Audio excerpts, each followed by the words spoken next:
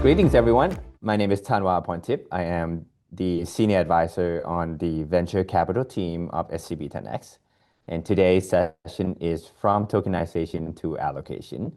And with me, I have Barton Lui from BlackRock. Barton, why don't we start with you introducing yourself and what do you do at BlackRock? And let's go from there. Sure. Thank you, Tanwa, and thank you to SCB 10X for having me on. So I'm Barton. I'm part of BlackRock's Global Product Solutions team as a director on the team. As the name implies, our team is responsible for looking at investment products, and I'm part of the product development side, which would be the ones building these said products. Specifically, I look after product development across product initiatives on the digital asset sides across APAC, but also ETFs across Hong Kong and Singapore. Mm-hmm. Now, from your point of view, like we have heard of tokenization for a long time, right? Since possibly the beginning of Ethereum ICO, like 2 weeks after the ICO, people start talking about tokenization of assets. So it's been a long road, and we have seen product that comes out, and some product are worth it to be included in the portfolio of an investor. Some products are kind of experimental.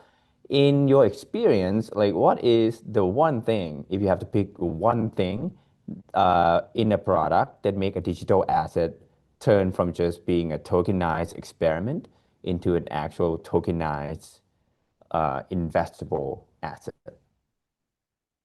Yeah, so from our perspective, a tokenized product is let me take a step back. So let's start from defining a digital asset. So digital asset is basically representing an asset on chain. So it's very simple.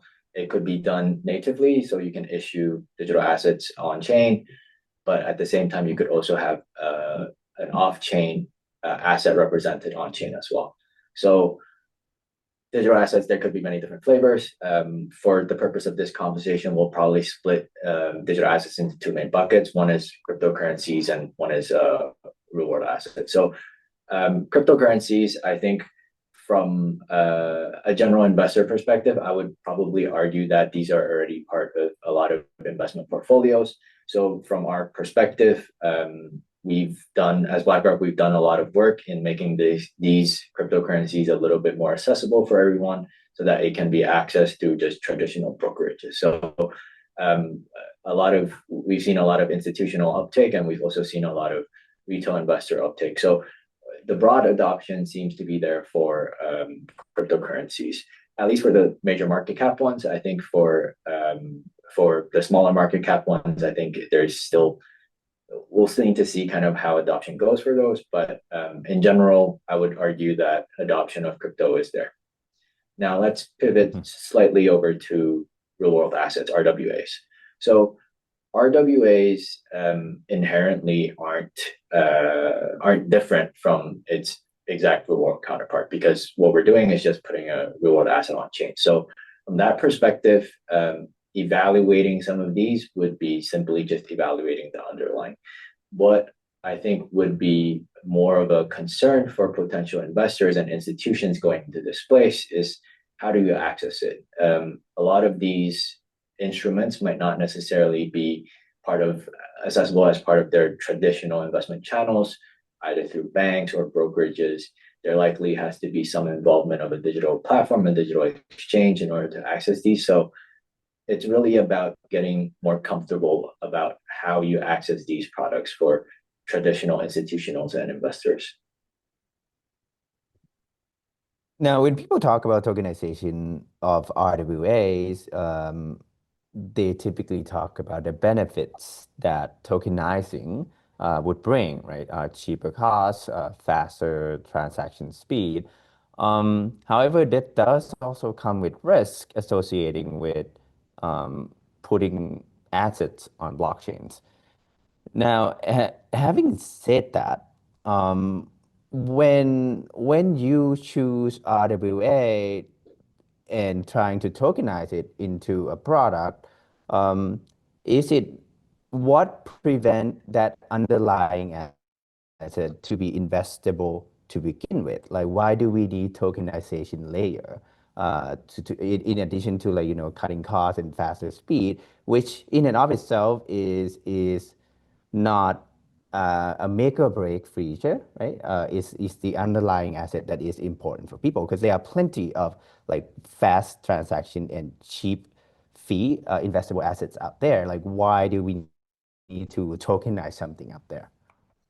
Yeah, so that's a great question. So from a BlackRock perspective, tokenization and real world assets is really about the next evolution of the financial markets because tokenization can enable a higher velocity of money and therefore thereby enabling a growth of the economy. So that's kind of our general picture of how we see tokenization. Now, why do we need it? It's at least we believe that there would be a good amount of broadening of investable opportunities that can be brought about from tokenization. So we really see the convergence of traditional finance and tokenization coming together as kind of the future evolution of what financial markets would look like.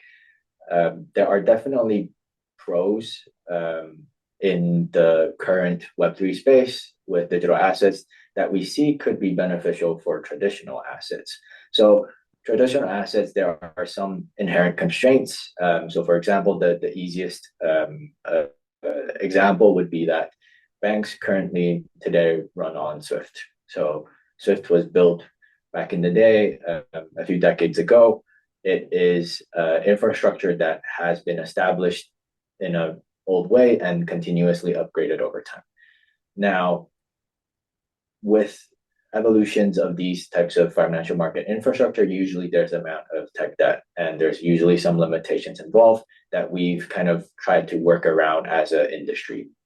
So what tokenization represents is that there is a way to bypass some of these restrictions, but at the same time, we want to integrate with the traditional finance community to make sure that the guardrails that is associated with traditional finance is also incorporated into these things. So for us, tokenization is really about enabling the next evolution of how financial assets should be represented and then traded. And that ultimately would be a win-win situation for end investors. Mhm. Speaking of the next evolution, one of the things that people put forward as the benefit of tokenization is the programmable nature of the assets on the blockchain. And so far, we have discussed the benefits of tokenization on faster transaction and cheaper costs, but we haven't really touched on like programmability and composability of tokenized assets. Now, with these two features or more that you want to talk about, do you foresee new kind of investment vehicles that can come out of tokenization? I think programmability probably factors in from more of an operational perspective for us. So um, BlackRock, we issue a lot of funds. It can be an exchange traded fund or just a regular unlisted mutual fund. So a lot of these have a lot of back end processes that would be quite quite detailed and operational just from just running a fund on a BAU basis, a business as usual basis. So these are steps that have to be happening at X amount of time, triggered by X amount of event. Where we probably see a lot of programmability that could uplift the current investment fund process would be through some of these services that our fund service providers offer. So, for example, our fund admin, our transfer agents, all of these things have a lot of operational things that they have to go through on a day-to-day basis as we receive orders from investors until we see those orders and we invest into underlying securities to achieve the investment mandate. So a lot of these processes potentially could be cut down by tokenization with the advent of programmability. depending on, if order X comes in, then it gets sent to XYZ. It's not that some of these aren't programmed right now, but it might just be a little bit more cumbersome. There might be a little bit more intermediaries in the space to help facilitate these types of things.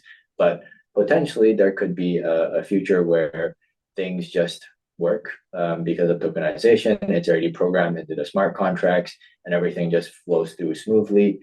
I think in the market at least, we've seen some developments on this space.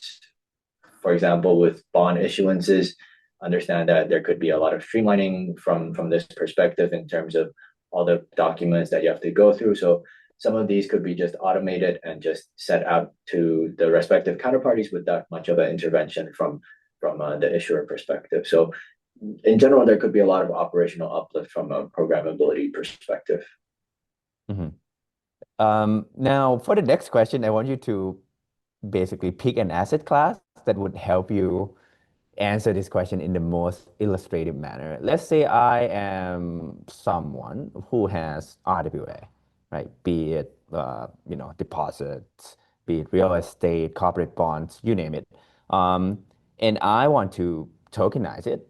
And I don't want to just tokenize it for the sake of tokenization. I want to tokenize it in such a way that allow asset allocators to actually invest into the underlying with size. Like what would be the stages from this underlying all the way to the product? Like what do I have to do? I think before we get to the question of can I tokenize something, I think it's important to address why you're tokenizing it, I would say, and what you're trying to get out of it. So bringing things on chain doesn't magically change the profile of that particular asset, doesn't change the return profile, it doesn't necessarily change the liquidity of this asset. So it really depends on what you're trying to get out of it. For let's say let's pretend let's talk about bonds first. So bonds inherently in current state of the markets is that it's mostly an OTC product. It's not necessarily liquid. There is a little bit of secondary trading, but compared to OTC, it's a small fraction of it. So if I tokenize this and put it onto a secondary exchange, are bonds going to be magically traded? I would argue probably not. So it's not really how investors interact with these types of assets. So just by the sake of tokenizing it, we're not necessarily going to be achieving an additional factor of bringing liquidity on chain. That being said, there could be other use cases where, for example, the world and including BlackRock has tokenized a lot of money market funds, and that makes complete sense because there's a lot of usage in making sure that money market funds as products that people use to go in and out of quickly is able to move as quickly as money basically moves. So from that perspective, people can go in and out very quickly. It might be through just an on-off ramping of stable coins to get into some of these money market funds. It could be through digital platforms or secondary exchanges from a peer-to-peer perspective as well. All of these are different ways and avenues that allow people more avenues to get in and out of these exposures. And even stretching it further from a money market fund perspective, we do see there's a lot of value as potential collateral, where if people need to post collateral, it would be great if people can earn yield while posting that collateral. And then at the same time, if people can exit quickly out of collateral when they need to post margin, anything like that, that would also be a fantastic use case of a tokenized money market fund. So it really goes back to what are you trying to achieve with tokenization before you jump on the bandwagon of, hey, we should tokenize everything. Mhm. Uh, does that mean that an illiquid asset is ill-equipped to be tokenized? Are there any alternative assets that would be great if it's tokenized, even though it's not investable right now?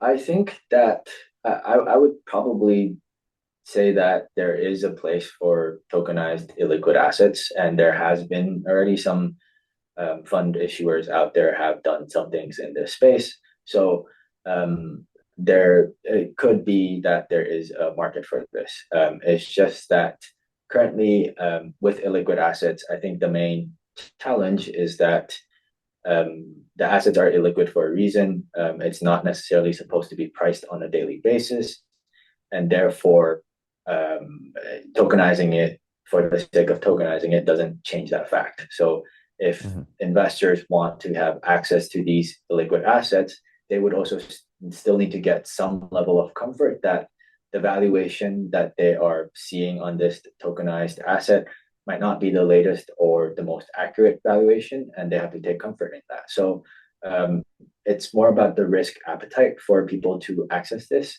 But at the same time, I think there are other tokenization benefits that do come through. So, for example, if you tokenize an asset, there could be smaller minimum investment amounts. So, traditionally, a lot of these deals are a little bit more prohibitive for smaller scale institutions or retail investors. So, from that perspective, making it more accessible is definitely a good thing. And so, therefore, I would say that tokenization has a place for illiquid products, but it would really be down to the investors' appetite to see whether or not they're comfortable investing into some of these things. What about some assets that are heavily traded, maybe a little bit more illiquid, but like artwork, for example, like it's heavily traded, a little bit illiquid, but it's not about liquidity problem so much as access problem or like physical ownership problem. And people have argued that if artwork is tokenized, like a Picasso, for example, then that would lower the barrier to investing and also get rid of the access problem because ownership is tracked on chain. Do you think doing it this way would allow artwork to be an investable, a class of investable asset that actually can go at a much larger scale than it currently is? I My view is that all the benefits that you've mentioned with regards to storage, with regard to access, I think for sure tokenization makes that easier. Um, but what I think probably tokenization lacks with regards to, I think, an asset class like artwork is that people do like to look at art. So I think if you buy a piece of art, I think it would be likely that you would like to look at this piece of art. So while the access and the storage might be easy, it might be stored away from you and you wouldn't necessarily realize the benefit of actually admiring this thing in person, where potentially you could see the textures of the acrylic or the brushstrokes of the artist. So I would argue that probably something is lost in translation.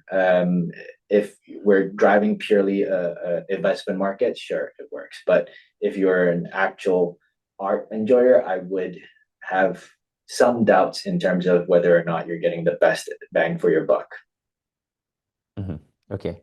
I think I'm gonna skip to the next class of questions before I start asking you about Pokemon cards and baseball cards. So like, okay, tokenizing something means that you are investing in the underlying assets for sure, but the risk profile is not the same, right? Because you have the underlying assets, but then you once you tokenize it, you're also exposing the investment to, blockchain risk. Now, for a large institution, if I want to get comfortable investing in tokenized asset, like what do I have to do? Like, do I need to get my team equipped with blockchain knowledge? Do they need to know, custody solutions? What does it look like before I can start investing into this tokenized asset with comfort? Yeah, so I think there are a few things to this. So, with regards to blockchain risk, for sure, it's an additional risk. It is inherently a risk that you would have to grapple with if you're a digital asset investor, given that digital assets are based off of blockchain technology. So, agreed that that is a risk. But I think that another thing to call out is how regulations around the world are dealing with digital assets. Some jurisdictions, for example, like in Hong Kong or Singapore, at least in Asia region, these two regulators have provided quite a lot of clarity to market participants, whether it be exchange providers, whether it be fund issuers, whether it be digital platforms. So there's a lot of clarity with regards to how things are accessed, how things should be tokenized, how things should be custodized. So from that perspective, potentially that the idea is that investors can get a lot more comfort with the backing of regulators, making sure that there's some sort of standards to all these things that are going on, and it's not just everybody's tokenizing it and it's a wild west out there. Now that being said, there's also an element of correct that there's an element of risk of going into the DeFi side of things where potentially there could be a little bit more concerns on the KYC and AML front that does not exist in the traditional markets. But that would again be very regulatory driven in terms of what access channels or what potential distribution channels could a fund have, and where you access it and how you hold these assets. So I would say probably there's a lot of regulatory driven backing behind whether or not you would be able to access digital assets. Now, the second part of your question on how do we get comfortable around this? I think as an industry, we are all responsible for making sure that we are ready for this digital asset revolution. So everybody has a role to play because regulators are the ones kind of setting the framework of how we interact with these things, but the adoption really comes from us as the community. So in Hong Kong, even and in Singapore as well, even the most traditional players, the traditional banks, the likes of HSBC, Standard Chartered, DBS, they've all dipped their toes to different extents into digital assets, and that really demonstrates that a lot of these traditional institutions are getting into this space and helping slowly drive the adoption. We do need a lot more participation. So, for example, from a stock exchange perspective, it would be great to have natively tokenized stocks, and that might be something that New York Stock Exchange or Nasdaq and DTCC are working on. So there are a lot of evolution of the traditional financial markets that also need to play catch up to make sure that the benefits of tokenization are incorporated into the business, to make sure that everybody is ready to adopt this. And for potential investors or potential fund issuers like us, we also need to make sure that we have the technology to either issue these funds or hold these funds, right? Like from a wallet perspective, how do you hold these tokens? Some of the institutions that we talk to are very interested in diving a little bit more into digital assets, but they don't have wallets. So how do they fix it? All of these things will come probably by time, but for sure, everybody needs to skill up and everybody needs to start thinking about how are we adopting tokenized assets. Now, having talked to many investors, what are some characteristics that allow certain investors to move faster into the space as compared to the others? I think size for sure. Larger institutions that have a lot of years of history of how they operate usually move a little bit slower in this space, as expected. So smaller institutions might have, with a more forward-looking vision, might just be a little bit more interested.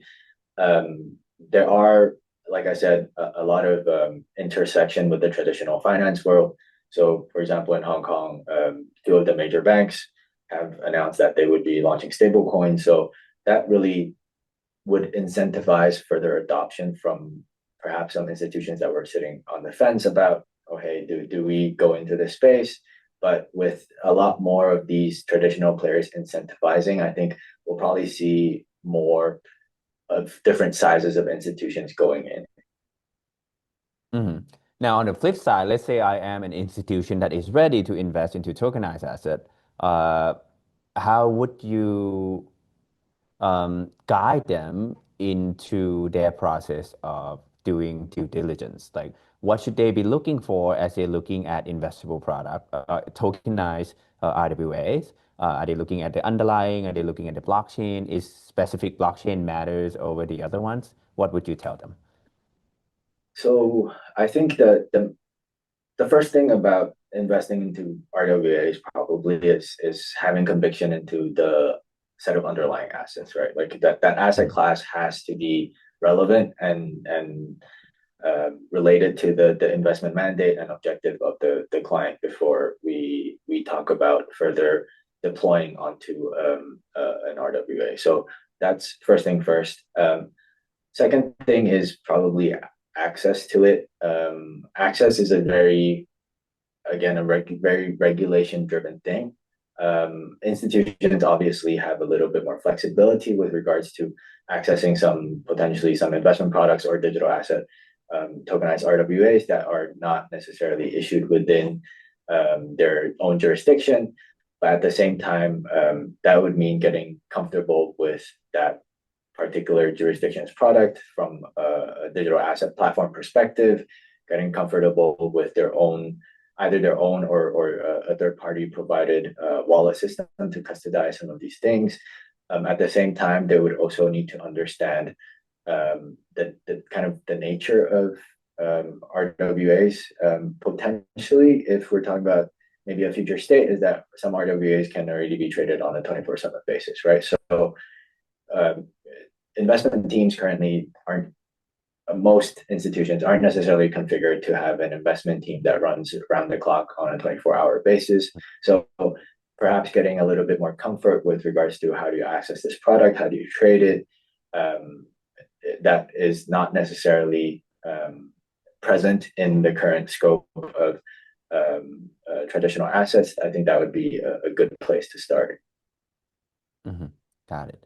Now, looking ahead 12 months or so, what would convince you that tokenized RWA has have it moments? Like what adoption KPIs would you like to see? What are we looking forward in the next year?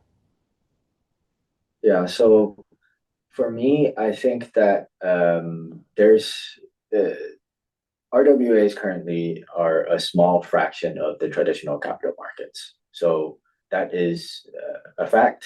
And I think that there needs to be a lot more that is done from like I said, the whole market, capital markets need to come together to help fuel further adoption. It is great to see initiatives from traditional institutions adopting stablecoins. So we've seen stablecoin initiatives in Hong Kong, Singapore, Japan, and other regions as well. And uh, from a banking perspective, we've also seen kind of a little bit of proliferation of tokenized deposits to help drive further on-chain activity. And that really helps to get just general public interested in this topic because a lot of things investors today might not see on their app, but there are a lot of things that could be happening on the back end. Um, so to them, it might be a seamless process, but actually on the back end, there's a lot of complicated things going on from potentially a banking perspective. So um, tokenization could work to alleviate some of these challenges, but it really comes down to the investment community for us as fund issuers and for exchanges or platforms to say, hey, like there are some products out there that is suitable for investments, and investors need to come in and also take up that to help drive the adoption so that the general public eventually would be convinced that, hey, this is normal, commonplace for institutions to invest into these things so that we can all take the next step in terms of providing better products out there for through the use of tokenization. Hmm. What about BlackRock? Like what can we look forward to in the next year? And if they want to find out about what BlackRock is doing or what you will be doing in the next year or so, where would they find the information?